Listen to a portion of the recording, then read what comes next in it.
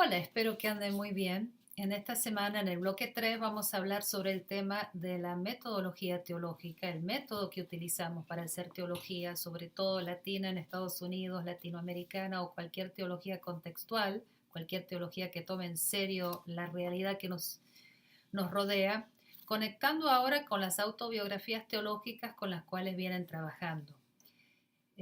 Esto se llama normalmente la espiral hermenéutica o el círculo teológico o el círculo hermenéutico. Y en esto vamos a incorporar ideas que están en la lectura de Tillich y de Sobrino y nos vamos a basar en 4 pasos que son clásicos para la teología latinoamericana, desarrollados entre otros lugares en un ensayo famoso de Juan Luis II donde habla de justamente el círculo hermenéutico.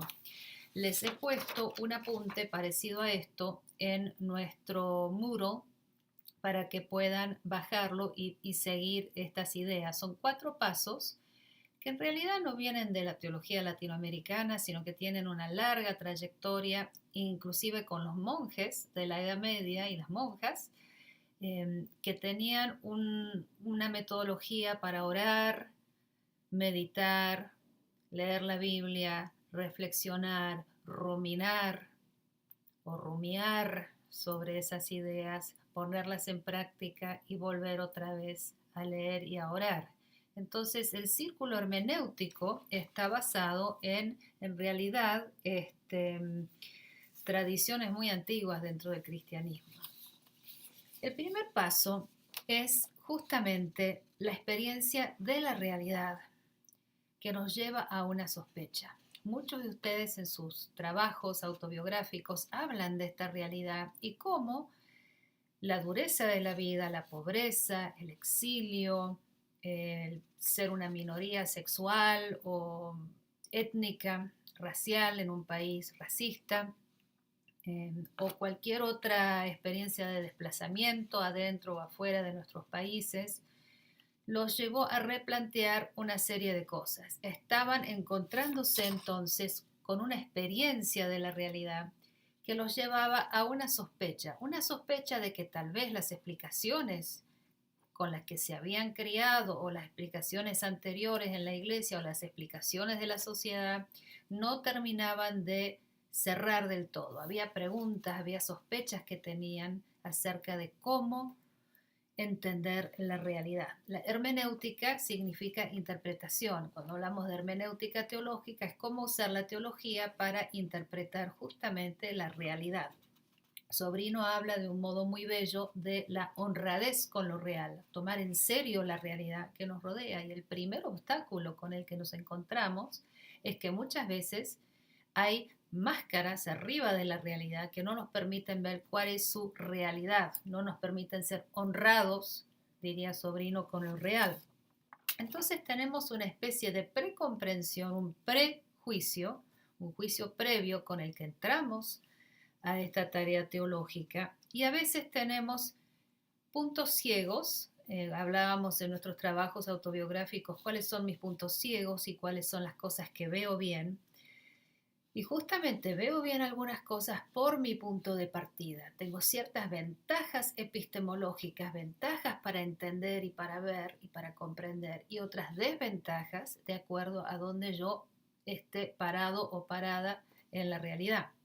Por ejemplo, la gente blanca muchas veces no ve con tanta claridad el racismo de los blancos como la gente que no es blanca. ¿Por qué? Porque no está parada en un punto de la realidad donde sea tan fácil darse cuenta de eso. Hace falta un sacudón, hace falta una conversión, hace falta la obra del Espíritu Santo en la vida para que la persona se dé vuelta, haga esa metanoia y empiece a darse cuenta de cosas que antes no veía. Es decir, que cada uno de nosotros partimos de un punto donde vemos y no vemos ciertas realidades. Y este punto del cual partimos es muy importante, pero no es el final de la historia, porque precisamente todo este movimiento teológico es un movimiento del Espíritu Santo, un movimiento neumatológico que nos va queriendo llevar hacia una comprensión más profunda de la realidad y de Dios. Entonces, lo que se llama la epistemología del punto de partida, es decir, cómo comprendemos desde dónde estamos parados, es un punto de partida muy importante. Ninguno de nosotros está afuera de algún punto de esos, pero no es el punto de llegada, es un punto de partida. En esta precomprensión, como decíamos, hay dinámicas de poder, es decir, que hay lugares donde estamos donde podemos comprender la realidad mejor que en otros lugares, si bien nadie puede comprenderla totalmente. De ahí entonces esta idea que tenía Jesús de que era más difícil para los ricos entrar en el reino de Dios, no porque Dios no los ame, sino porque están en un lugar a veces donde les cuesta poder ver ciertas realidades. Y hasta que no pase algo para ponerlos en otro espacio, en otro lugar, alguna crisis o alguna cuestión donde se les viene abajo el mundo, a veces es difícil que ellos puedan ponerse en el lugar de decir necesito a Dios. Bien, pasemos al segundo punto. Empezamos entonces, el primer punto era la experiencia de la realidad que nos lleva a la sospecha. Y como decía, pueden seguir esto en su apunte, lo pueden parar esto, bajar el apunte y mirarlo si así lo desean o verlo después. El segundo punto es la aplicación de la sospecha que tenemos a la superestructura ideológica o a la teología. ¿Qué quiero decir con esto? Tenemos preguntas porque algo no nos cierra, algo no termina de explicar cómo es esta realidad. Venimos con ideas previas, venimos con capacidades hermenéuticas, interpretativas, nos confrontamos con una realidad y nos damos cuenta que hay algo que no anda, hay una sospecha que tenemos. Entonces llevamos esa sospecha a esa realidad y vemos que hay lo que Marx llamaba una superestructura ideológica, hay una forma de explicar la realidad que hace que parezca normal y lógico todo lo que vivimos. Y empezamos a sospechar que ahí puede haber ídolos, que ahí puede haber mentira, que en esas explicaciones de cómo funciona el mundo, que son dominantes en el mundo, hay mentira, no son honradas con lo real. Y a veces, lamentablemente, también la religión, también la teología, tiene falsedad metida ahí adentro. Entonces tenemos que velar para que eso no pase, y parte de esto es esta sospecha hermenéutica. Ricoeur, que es el gran maestro de la hermenéutica, habla de cómo podemos entonces matar a los ídolos, darnos cuenta cuáles son los ídolos que funcionan en nuestra sociedad. Muchos en nuestra sociedad se dicen agnósticos, ateos, no creen en Dios, pero actúan de acuerdo a una religión muy clara que es la religión de Mamón.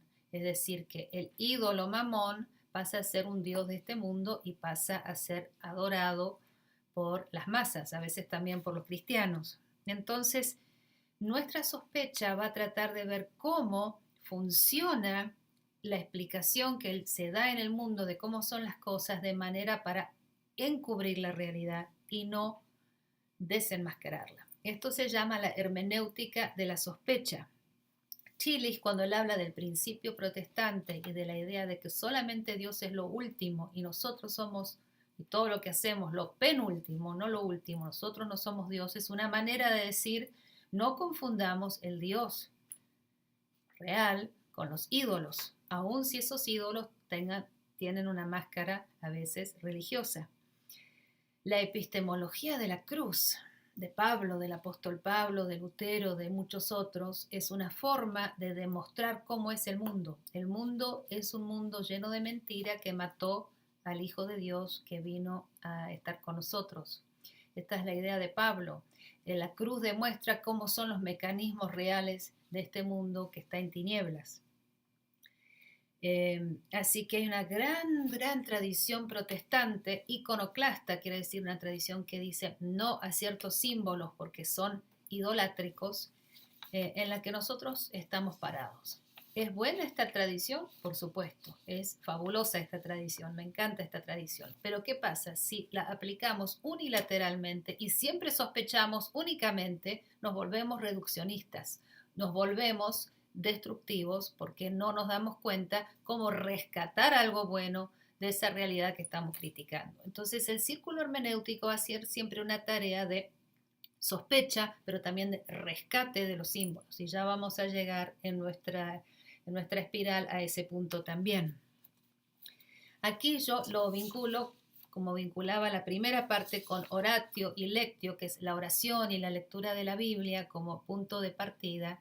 El segundo punto lo vinculo con lo que Lutero llamaba la tentatio o la Anfechtung, que era la tentación, ese zarandeo para ver qué es lo realmente que tiene que ver con el Evangelio, lo que realmente tiene que ver con la liberación, lo que realmente tiene que ver con la vida abundante y que no. Pasemos al punto 3 en nuestro pequeño espiral y convengamos que estos puntos no son en realidad 1, 2, 3, 4, sino que todo va pasando simultáneamente, los estamos separando nada más que para entender un poco paso a paso cómo se puede imaginar y visualizar esto. Ustedes tal vez tengan otra manera de visualizarlo y prefieran dibujarlo de otro modo. El tercer punto es una nueva praxis, una nueva visión de la realidad que facilitan la sospecha exegética. ¿Qué quiero decir con esto? A medida que vamos, en primer lugar, llevamos nuestra precomprensión a la realidad y vamos experimentando algo, eso nos lleva al segundo punto, que es sospechar que hay algo que no anda bien y empezar a pensar cómo podríamos matar los ídolos que están funcionando para que no seamos honrados con lo real. El Espíritu Santo nos va llevando de la mano, nos va llevando por un camino de praxis, de seguimiento de Jesucristo, de proseguimiento de Jesús, porque no estamos en Nazaret hace 2000 años, sino ubicados en nuestro lugar ahora. Y en este contexto, el Espíritu de Dios nos ilumina cómo seguir hoy a Jesús. Tenemos confianza que esos ídolos no tienen la última palabra, que la muerte no tiene la última palabra, sino que la resurrección la tiene, la esperanza, ese camino de Dios, y Dios nos está llevando de la mano por este camino. Entonces tenemos una praxis de proseguimiento de Jesús por el Espíritu, y en ese caminar vamos utilizando lo que la teología latinoamericana llama mediaciones socioanalíticas, es decir, formas de entender, de leer la realidad que nos ayudan a entender qué está pasando. Puede ser filosofía, psicología, antropología, sociología. Todos de ustedes han estudiado ecología, ciencias naturales. Nos ayudan muchísimo para saber qué está pasando en la realidad de nuestra hermosa creación. Hay muchas teorías críticas que nos ayudan entonces a empezar a pensar esta realidad de la que estamos sospechando para ver cómo podemos empezar a acceder a la Biblia de una manera más productiva, más profunda, escuchando entonces un eco de nuestras preguntas, pero también con una respuesta que pueda ser encarnada en esta situación. En todo esto no estamos solos. Hablo acá de una hermenéutica comunitaria porque estamos juntos con otros hermanos, otras hermanas y aún gente que no es seguidora de Jesús, pero que tiene puntos para iluminarnos. Vamos construyendo una hermenéutica, una interpretación de la realidad conjunta. Es lo que estamos haciendo aquí en nuestro curso. Entre todos vamos viendo y vamos ruminando, la ruminatio, como la vaca rumiante, que está comiendo, está masticando, está digiriendo en sus 4 estómagos ese pasto, ese césped, esa comida que tiene para poder de a poquito, de a poquito, de a poquito digerirla. Es un proceso de pensar y repensar y de rumiar y de ver cuáles son aquellas cosas que nos ayudan a ir caminando en esta nueva praxis y en esta nueva visión por el espíritu de esta realidad. Y el cuarto punto en nuestro apunte es precisamente una nueva interpretación de la escritura, ahora sí con nuevos elementos vitales. Vamos de la destrucción de los ídolos al rescate de los símbolos. Esto es lo que Ricoeur llama la hermenéutica del rescate, la hermenéutica de rescatar los símbolos y de afirmarlos. Así como el destruir los símbolos yo lo llamaría una epistemología de la cruz, esta es una epistemología de la resurrección, es permitir que con la ayuda del Espíritu encontremos nuevas dimensiones de la Escritura que traen vida y no muerte y que superan aquello que destruye. Es una maravillosa confianza en la reserva de sentido que tiene la escritura. Eberhard Jungel, un gran teólogo del siglo XX alemán, hablaba de cómo la tarea hermenéutica del cristiano era cómo buscar esa perla en el campo. ¿Se acuerdan de las parábolas de Jesús que había que buscar la oveja perdida, la moneda perdida? Y había un tesoro en el campo que alguien vendía todo lo que tenía para buscar ese tesoro. Tenemos la confianza que hay una reserva de sentido en la escritura y que verdaderamente ese tesoro está presente. Ahora, ¿qué pasa con esto? ¿Tiene algún problema esta hermenéutica del rescate? Sí. Si la aplicamos unilateralmente, así como la hermenéutica de la sospecha unilateral nos podía llevar al reduccionismo, este rescate, esta hermenéutica del rescate unilateralmente nos puede llevar al autoengaño, a pensar que ya estamos tocando el cielo con las manos, a pensar que ya está todo completo, cosa que no es así. Entonces aquí es muy importante vincular esta tarea con contemplar a Dios, la contemplatio, que es mirar hacia esa luz de Dios que nos ilumina, sabiendo que nunca vamos a poder realmente agarrarla y dominarla, pero que sí ilumina nuestro camino.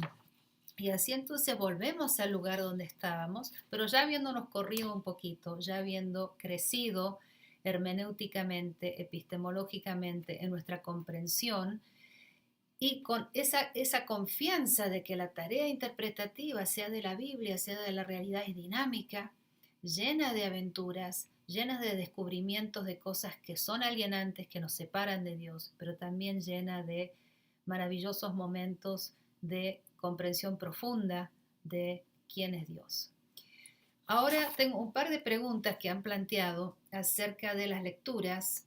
Por ejemplo, ¿qué es la filosofía de la ilustración? Cuando nuestros autores hablan de la ilustración, están hablando de aquel momento en Europa, después del Renacimiento, donde empieza a primar la razón y ocurre lo que se llama el giro antropológico.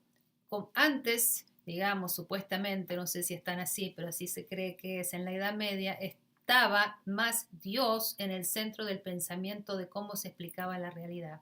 Con el giro antropológico se pone al ser humano, sobre todo al ser humano varón y dominante, hegemónico, en el centro del pensamiento. Y la razón, supuestamente objetiva, sabemos que no es tan así, también en el centro de cómo se hace filosofía. El cuerpo y todo lo que es mujeres, negros, indígenas, todo lo que no fuera el varón hegemónico queda empujado para afuera, abyecto, rechazado o escondido, y supuestamente entonces está esta especie de cerebro hegemónico funcionando y viendo cómo es el mundo con perfecta lógica. La ilustración tiene puntos buenos, pero también tiene sus límites porque hay cosas que no ve y entonces se transforma en razón instrumental, que es aquella razón que ve al otro como una cosa para dominar, para manipular, para conquistar. Esa fue la razón que le permitió a los europeos venir acá a nuestro continente, norte y sur, y dominar, desplazar a los pueblos originarios y traer como esclavos a pueblos africanos. También hay una pregunta aquí acerca de cuál es la verdad de la que hablamos en teología. Cuando hablamos de verdad en teología, es la verdad de Dios. Dios es verdad. Nosotros nunca podemos ser dueños de la verdad. No somos dueños de Dios tampoco. El Dios que confesamos como cristianos no nos pertenece. Nosotros pertenecemos a Dios, pero Dios no nos pertenece a nosotros y Dios puede ir más allá y afuera de todo lo que imaginamos para funcionar. Cuando Sobrino habla de la honradez con la verdad o la honradez con lo real, está hablando de no dejarnos engañar por los ídolos, por los dioses de este mundo que nos hacen creer con su pan y su circo que todo está bien y que todo está fabuloso cuando sabemos que el planeta se está cayendo a pedazos y es urgente que como cristianos respondamos al llamado de Dios a tratar al prójimo, a tratar a nuestro planeta como un prójimo. Ahora esto se me acaba de acabar de cortar y entonces voy a dejar hasta ahí